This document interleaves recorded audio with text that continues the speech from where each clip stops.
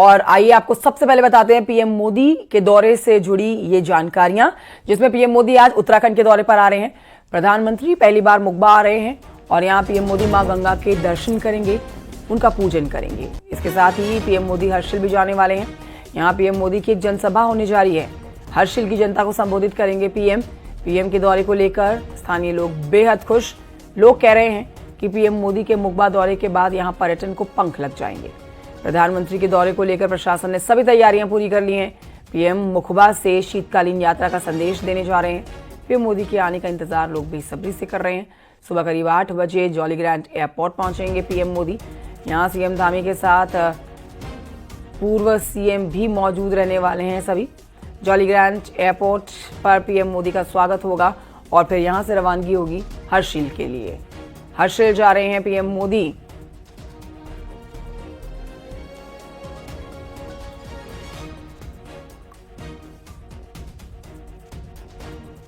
देखिए, आदरणीय प्रधानमंत्री मोदी जी जब केदारनाथ जी में उन्होंने आपदा के बाद, प्रलय के बाद दर्शन किए और रात्रि का गुफा में उन्होंने प्रवास किया, उसके बाद पूरे देश दुनिया की नज़र फिर से यहाँ पड़ी और जो यात्रा कुछ हजारों में चली गई थी, वो यात्रा 20 लाख से ज़्यादा का आंकड़ा पार कर गई। माणा गांव आए, वहाँ जाने वालों की संख्या बढ़ी, वाइब्रेंट विलेज तेजी से आगे बढ़ा। भारत का जिसको अंतिम गांव कहा जाता था, भारत के पहले गांव की संज्ञा आदरणीय प्रधानमंत्री जी ने दी। आदरणीय प्रधानमंत्री जी आदि कैलाश गए, ऊंची चोटी पर, और वहां पूरे देश दुनिया से आने वाले श्रद्धालुओं का, तीर्थयात्रियों का, पर्यटकों का तांता लग गया। जागेश्वर धाम गए, वहां पर भी आने वालों की संख्या बढ़ गई। अब आदरणीय प्रधानमंत्री जी माँ गंगा के मायके मुखबा हर्षिल में आ रहे हैं। निश्चित रूप से उनके आने के बाद इकोनॉमी को बहुत बड़ा बूस्ट मिलेगा और हमने जो शीतकालीन यात्रा प्रारंभ की है उसको बहुत प्रोत्साहन मिलेगा। प्रधानमंत्री मोदी की मुकबा यात्रा का मकसद शीतकालीन यात्रा को बढ़ावा देना है, ताकि 12 महीने यात्री उत्तराखंड आते रहें। 25 साल में पहली बार है ऐसा, जब शीतकालीन यात्रा को प्रमोट करने का काम खुद पीएम मोदी और सीएम कर रहे हैं। देखिए रिपोर्ट।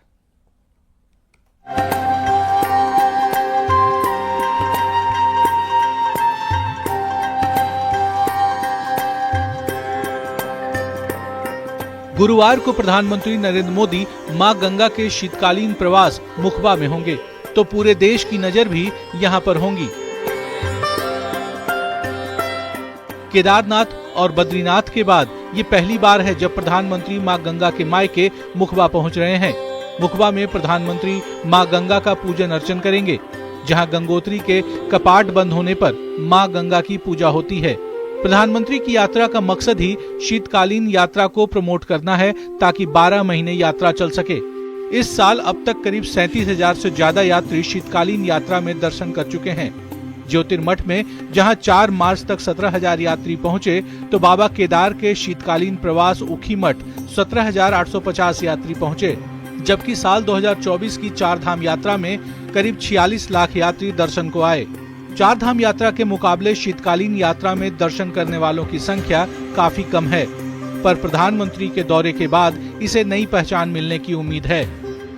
चारों तरफ से फूलों से सजाया जा रहा है। माँ गंगा का मंदिर रंग रोगन हो चुका है और बहुत बड़ी बात है, माँ गंगा को उन्होंने कहा था कि मैं बनारस में माँ गंगा के ने उनको बुलाया है, तो निश्चित तौर पे मानिए माँ गंगा की जो गोद है, माँ गंगा का शीतकालीन प्रवास, वहाँ पर वो पधार रहे हैं। हम लोग बहुत सौभाग्यशाली हैं। मुझे बताते हुए खुशी हो रही कि लगभग 35,000 से अधिक जो श्रद्धालुओं ने दर्शन किए हैं और तीनों जो हमारे स्थल हैं जहां पर हमारी गद्दी बैठती है, जैसे हमारे पांडुकिष्ट में कुबेर जी और उद्धव जी, और जोशीमठ में ज्योतिर्मठ में हमारे नरसिंह भगवान और शंकराचार्य की गद्दी, और ओंकारेश्वर में हमारे मधमेश्वर और बाबा केदार की गद्दी। तो यहाँ पर लगातार जब से शीतकालीन यात्रा का जो शुभारंभ माननीय मुख्यमंत्री जी द्वारा किया गया, तब से लगातार इसमें श्रद्धालुओं की संख्या बढ़ती जा रही है। और न केवल हमारे धामों में, दोनों धामों बल्कि चारों धामों में इसकी संख्या में उत्तरोत्तर वृद्धि हो रही है। शीतकालीन यात्रा को आगे बढ़ाने का काम पिछले साल से मुख्यमंत्री पुष्कर सिंह धामी ने किया। खुद मुख्यमंत्री ने ऊखीमठ में दर्शन पूजन कर लोगों से यात्रा में आने का आह्वान किया और खुद प्रधानमंत्री नरेंद्र मोदी शीतकालीन यात्रा को प्रमोट करने मुखबा पहुंच रहे हैं। देहरादून से न्यूज़ 18 के लिए दीपांकर भट्ट की रिपोर्ट। सीधे रुख करेंगे बलबीर परमार हमारे सहयोगी की तरफ उत्तरकाशी से लाइव हमारे साथ इस समय मौजूद है। बलबीर, पीएम मोदी का स्वागत आज किया जाना है जॉलीग्रांट एयरपोर्ट पर, तैयारियां किस तरह की कर ली गई हैं, आगे किस तरह से सिलसिलेवार तरीके से आप बताइए पीएम मोदी जाएंगे और किन किन कार्यक्रमों में शामिल होंगे, आज के दिन की सारी जानकारी पीएम मोदी के दौरे से जुड़ी हमारे दर्शकों को दें। बिल्कुल कंचन, प्रधानमंत्री नरेंद्र मोदी कुछ ही समय बाद जो उत्तराखंड है वहां पहुंचेंगे जॉलीग्रांट में। वहां से जो मुखवा है, जो हरसिल हेलीपैड है, 9:15 बजे पहुंचने का प्रोग्राम है और हरसिल हेलीपैड से सीधे जो मुखवा मंदिर है वहां पहुंचेंगे और वहां पूजा अर्चना करेंगे। मैं आपको दिखा सकता हूं मुखवा मंदिर। ये मुखवा गांव है जहां पे सबसे पहले प्रधानमंत्री पहुंचेंगे और यहाँ पे पूजा अर्चना करेंगे और व्यू पॉइंट भी यहाँ पे बनाया गया है। व्यू पॉइंट से जो यहाँ पे प्राकृतिक सौंदर्य है उसको निहारेंगे और बेहद ही खूबसूरत ये घाटी है। 8 गांव बॉर्डर के जो 8 गांव है जिन्हें वाइब्रेंट विलेज का दर्जा दिया गया है और केंद्र सरकार की मंशा है कि इन गांवों में विकास किया जाए। उसी मंशा के तहत जो प्रधानमंत्री है नरेंद्र मोदी यहाँ पहुंच रहे हैं। शीतकालीन यात्रा का बड़ा संदेश वो देंगे और इसके बाद ठीक 10:30 बजे जो हरसिल जो जहां पे छोटी सी जनसभा होनी है वहां पे पहुंचेंगे। वहां पे जो लोकल उत्पाद है उसकी प्रदर्शनी में शामिल होंगे। सेना की एक रैली को हरी झंडी दिखाएंगे और जो 2 नए ट्रैक है वहां पे उन ट्रैकरों को भी हरी झंडी दिखा के उनका शुभारंभ करके उनको भेजा जाएगा। तो ये सब प्रोग्राम है और एक छोटी सी जनसभा को संबोधित जो प्रधानमंत्री है नरेंद्र मोदी वो करेंगे और सभी बेसब्री से इंतजार कर रहे हैं। लंबा समय जरूर लग गया इंतजार में, पर आज वो दिन है जब नरेंद्र मोदी उत्तरकाशी के मुखवा में पहुंचेंगे, हरसिल में पहुंचेंगे, यहाँ के ग्रामीणों से मिलेंगे। सुबह से हम देख रहे हैं कि ग्रामीण की लंबी तादाद लगी हुई है। ग्रामीण जगह जगह से कड़ाके की ठंड के बीच पहुंच रहे हैं और जो जनसभा स्थल है वहां पे जा रहे हैं। तो सभी बेसब्री से इंतजार कर रहे हैं पीएम नरेंद्र मोदी का, वो यहाँ पे आए। लोग उन्हें सुनना चाहते हैं, पसंद करते हैं और जो नरेंद्र मोदी अपने आप में ही ब्रांड एम्बेसडर है। जिस जगह वो जाते हैं वहां पे जो पर्यटन है, चाहे शीतकालीन यात्रा है, पूरी बढ़ने की उम्मीद है और जिसकी उम्मीद जो स्थानीय लोग हैं, जो पुरोहित है वो कर रहे हैं। और जिस तरह से वाइब्रेंट विलेज योजना भारत सरकार लेके आई है और जिस तरह से विकास की डीपीआर बनाई जा रही है, उससे बॉर्डर गांव को जिस तरह से विकास में से जोड़ा जा रहा है, तो यहाँ के जो गांव के 8 गांव है काफी खुशी की लहर है और प्रधानमंत्री के दौरे को लेकर उत्साहित है। सुबह से ही कड़ाके की ठंड के बीच जो जनसभा स्थल है वहां पे पहुंच रहे हैं। जी कंचन, बहुत शुक्रिया आपका बलबीर जानकारी के लिए।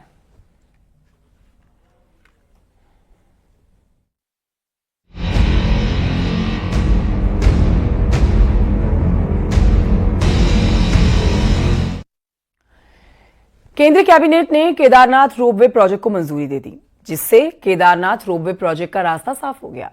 सोनप्रयाग से ये रोपवे केदारनाथ धाम तक होगा। करीब 13 किलोमीटर का ये रोपवे होगा। साथ ही हेमकुंड साहिब रोपवे प्रोजेक्ट को भी मंजूरी मिली है।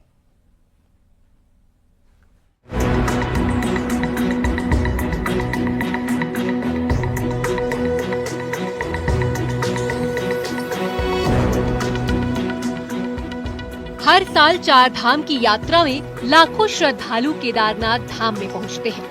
सोनप्रयाग से गौरीकुंड की 5 किलोमीटर की दूरी तो सड़क मार्ग से तय हो जाती है, लेकिन गौरीकुंड से केदारनाथ का करीब 18 किलोमीटर का सफर खड़ी चढ़ाई में तय करना पड़ता है, जिसमें 8 से 9 घंटे का वक्त लग जाता है। लेकिन आने वाले कुछ सालों में यहाँ आने वाले श्रद्धालुओं को बड़ी सुविधा मिलेगी, जिससे उन्हें गौरीकुंड से केदारनाथ की खड़ी चढ़ाई नहीं चढ़नी पड़ेगी, क्योंकि अब सोनप्रयाग से केदारनाथ धाम तक रोपवे की सुविधा मिलेगी। केदारनाथ रोपवे को केंद्रीय कैबिनेट ने मंजूरी दे दी है। अनुमान है कि केवल 36 मिनट में बाबा केदार के द्वार पहुंचा जा सकेगा। प्रधानमंत्री नरेंद्र मोदी की अध्यक्षता में केंद्रीय कैबिनेट की बैठक हुई। कैबिनेट बैठक में केदारनाथ और हेमकुंड साहिब के लिए रोपवे को मंजूरी मिली। 4 धाम में बहुत ही महत्वपूर्ण धाम है केदारनाथ धाम। यहाँ एक 12.9 किलोमीटर का रोपवे बनाने का आज फैसला लिया गया है। करीब 4081 करोड़ 4081 करोड़ रुपीस का ये प्रोजेक्ट होगा और जो 12 ज्योतिर्लिंग में से एक ज्योतिर्लिंग केदारनाथ जी है, वहां पर जितने श्रद्धालु भक्त जाते हैं उनके लिए चारधाम की इस यात्रा में एक बहुत बड़ा माइलस्टोन ये प्रोजेक्ट बनेगा। पर्वतमाला परियोजना के तहत उत्तराखंड में सोनप्रयाग से केदारनाथ तक 12.9 किलोमीटर लंबी रोपवे का निर्माण होगा। रोपवे जिन मार्गों से होकर गुजरेगा उसमें सोनप्रयाग, गौरीकुंड, चीरबासा, लिंचोली से होते हुए केदारनाथ धाम तक आसानी से पहुंचा जाएगा। केदारनाथ रोपवे प्रोजेक्ट पर करीब 4081 करोड़ की लागत आएगी। इसमें 20 टावर लगाए जाएंगे। 1 घंटे में 1800 यात्री रोपवे में सफर कर पाएंगे। वहीं एक दिन में 18,000 लोग रोपवे की सुविधा ले सकेंगे। सरकार के मुताबिक आने वाले 6 सालों में इस प्रोजेक्ट को पूरा कर लिया जाएगा। वहीं हेमकुंड रोपवे गोविंद घाट को हेमकुंड साहिब से जोड़ेगा। ये लगभग 12.4 किलोमीटर लंबा होगा और यात्रा के समय को चंद मिनटों का कर देगा। रोपवे गोविंद घाट से होते हुए घांघरिया के बाद हेमकुंड साहिब तक जाएगा। दोनों परियोजनाओं के पूरा होने पर देश भर से 4 धाम यात्रा करने वाले श्रद्धालुओं को बड़ा फायदा होगा। Bureau report, news 18। केदारनाथ और हेमकुंड साहिब रोपवे को मोदी कैबिनेट ने मंजूरी दे दी तो उत्तराखंड के मुख्यमंत्री पुष्कर सिंह धामी ने इसका आभार व्यक्त किया। सीएम धामी ने कहा है कि इन रोपवे के बनने से यात्रा काफी आसान हो जाएगी। बड़ी संख्या में यात्रियों को यहां पर दर्शन करने का मौका मिलेगा। सीएम धामी ने कहा कि पीएम मोदी का उत्तराखंड से खास लगाव है। केदारनाथ हेमकुंड रोपवे की मंजूरी यही दिखाता है। सीएम धामी ने पीएम मोदी को धन्यवाद दिया और कहा कि पूरे उत्तराखंड की तरफ से पीएम मोदी का आभार।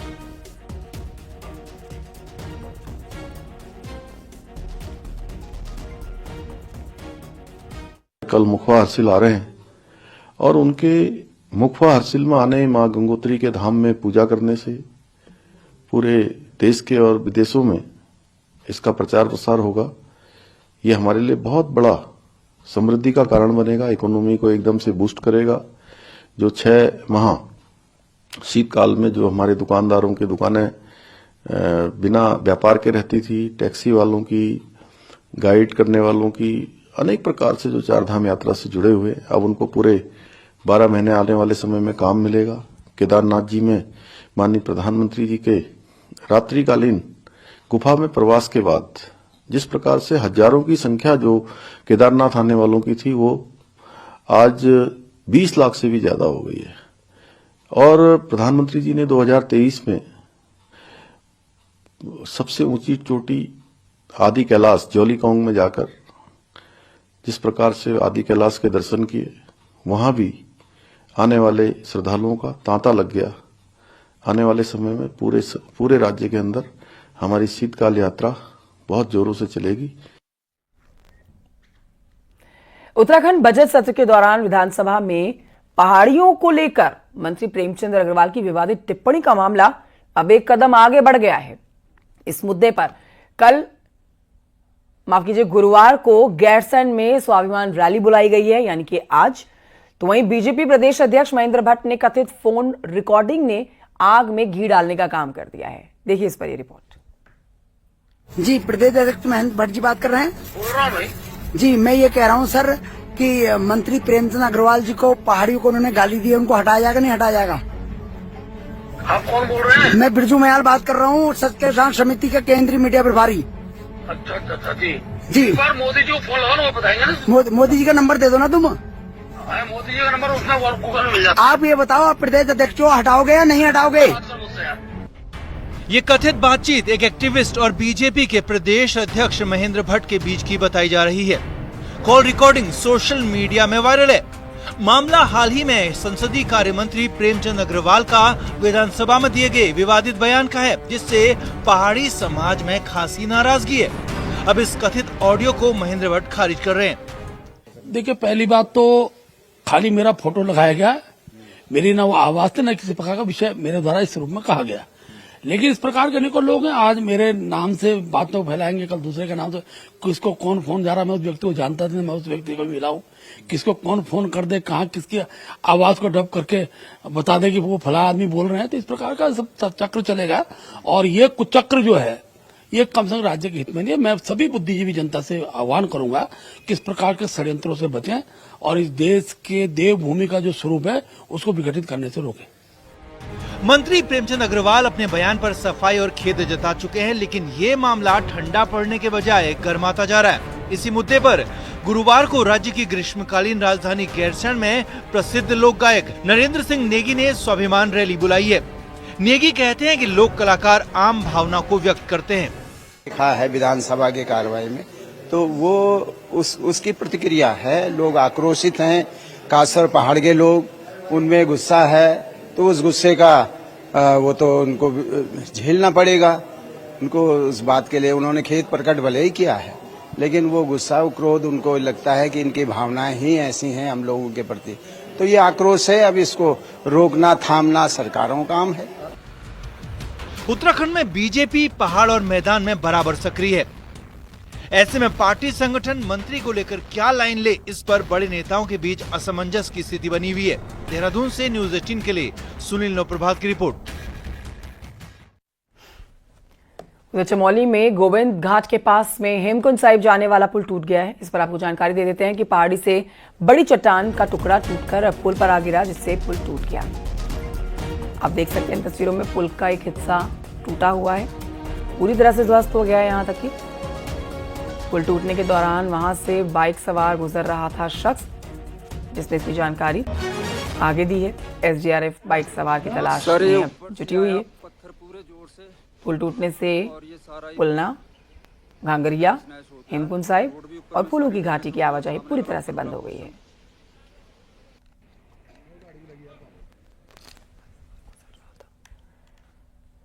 देहरादून में अवैध मदरसों के खिलाफ प्रशासन का एक्शन देखा जा रहा है और ये एक्शन लगातार जारी रहने जा रहा है, जिस पर मुख्यमंत्री धामी खुद कह चुके हैं। प्रशासन ने 5 अवैध मदरसे अब तक सील कर दिए हैं। कारगी, भारूवाला और अवैध मदरसे यहां सील हुए हैं कुछ और जगहों पर भी। देहरादून जिले में प्रशासन अब तक 16 मदरसे, 1 मस्जिद को सील कर चुका है। ये सभी मदरसे बिना मान्यता के चल रहे थे, इनके पास डॉक्यूमेंट्स मौजूद नहीं थे।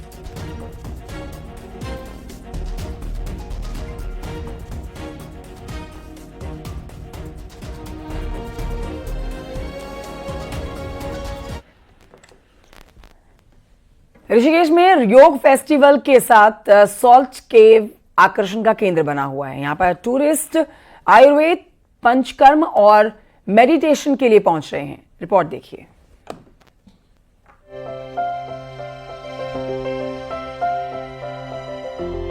अंतर्राष्ट्रीय योग नगरी के रूप में अपनी पहचान बनाने वाले ऋषिकेश में मेडिटेशन के लिए सॉल्ट केव यानी कि नमक की गुफा बनाई गई है।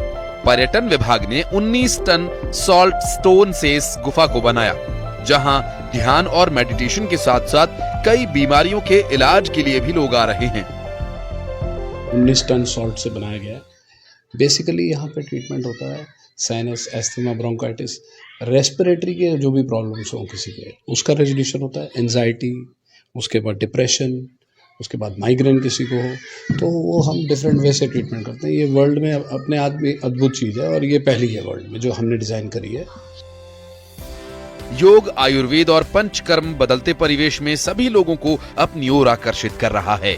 वहीं ऋषिकेश में देश और विदेश के पर्यटकों को ज्यादा से ज्यादा प्रभावित करने के लिए सरकार उत्तराखंड में हेल्थ टूरिज्म विकसित करने में जुटी है और जिसका केंद्र ऋषिकेश बन रहा है। ये काफ़ी डिफरेंट था, ये फर्स्ट टाइम देखा ऐसा कुछ। और इसमें जो एक मेडिटेशन का फॉर्म है और इसमें जो भी एक पॉजिटिविटी का एक संचार होता है और ऐसे कई ऐसे प्रयोग यहाँ पर हो रहे हैं जिससे निश्चित तौर पर इस जगह को नई पहचान भी मिल रही है। योग सीखने के लिए हमारे क्षेत्र में आते हैं। तपोवन में आप जाके देखिए, तपोवन आज होटल इंडस्ट्री का एक बहुत बड़ा हब बन चुका है और उसमें ज़्यादातर लोग योग साधना के लिए यहाँ पे आते हैं और यहाँ से योग सीखने के बाद वो योग के राजदूत बनकर देश दुनिया में भारतीयता और भारत के राष्ट्रवाद का जो प्रतीक योग है उसका प्रचार करने का काम करते हैं। उत्तराखंड में धार्मिक और साहसिक पर्यटन के साथ साथ मेडिकल टूरिज्म को बढ़ावा देने की भी कोशिश है, जिससे उत्तराखंड में रोजगार की दिशा में नए पंख लगने की उम्मीद है। न्यूज़ 18 के लिए ऋषिकेश से आशीष डोभाल की रिपोर्ट। और आगे बढ़ते हैं, आगे आपको बताते हैं पिथौरागढ़ के बॉर्डर इलाके में स्नोफॉल जो हुआ है उससे लोगों की दिक्कतें काफी बढ़ गई हैं। बॉर्डर की व्यास और दारमा घाटी को आपको दिखाने जा रहे हैं।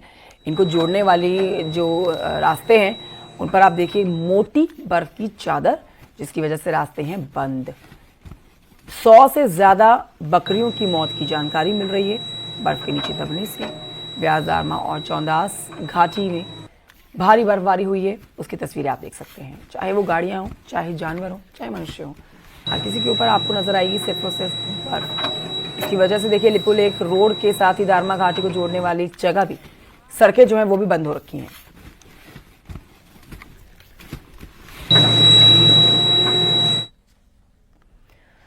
क्या आपने कभी एक परिवार में 5 विवाह एक साथ होते हुए देखे हैं? यानी कि 5 बहुएं एक साथ एक घर में आई हों। आइए दिखाते हैं आपको एक ऐसी अनोखी शादी की कहानी।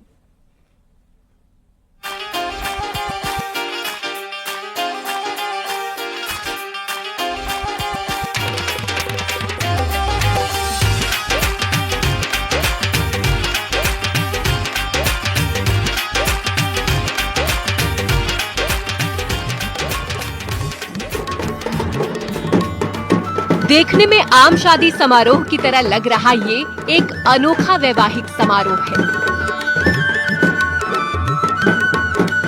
जौनसार बावर के पंजिया गांव की एक ऐसी शादी इन दिनों सोशल मीडिया पर सुर्खियां बटोर रही है, जिसमें गांव के 2 भाइयों ने अपने 5 बेटों की एक साथ शादी की।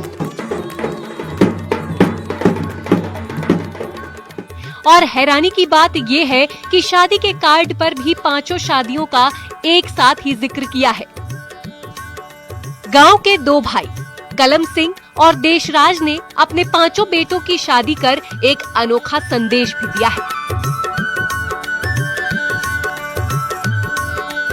इस कार्ड में परदादा, दादा, चाचा, भाई सहित परिवार के बहुत से नाम शामिल हैं, जिसमें जौनसार बावर की सामूहिक परिवार प्रणाली की झलक देखने को मिलती है।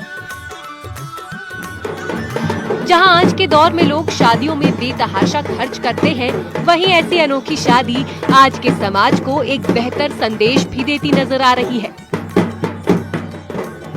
जैसे हम उधर अपनी ड्यूटी करते हैं, सब मिल के रहते हैं, एक साथ रह के हर चीज जो काम करते हैं हम मिल के करते हैं, तो हमें आसान हो जाता है और आराम से हो जाता है, और सब मिल के रहते हैं, इससे प्यार हमारा बढ़ जाता है।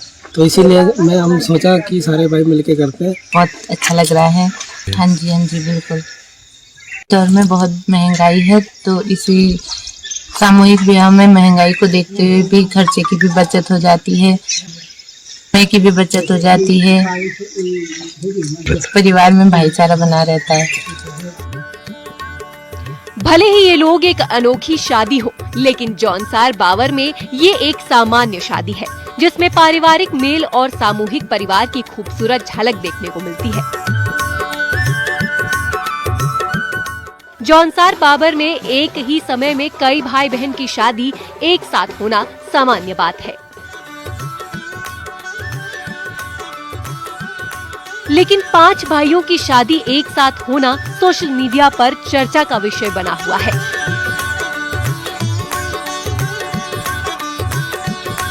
न्यूज़ 18 के लिए चक्राता से कुलदीप चौहान की रिपोर्ट।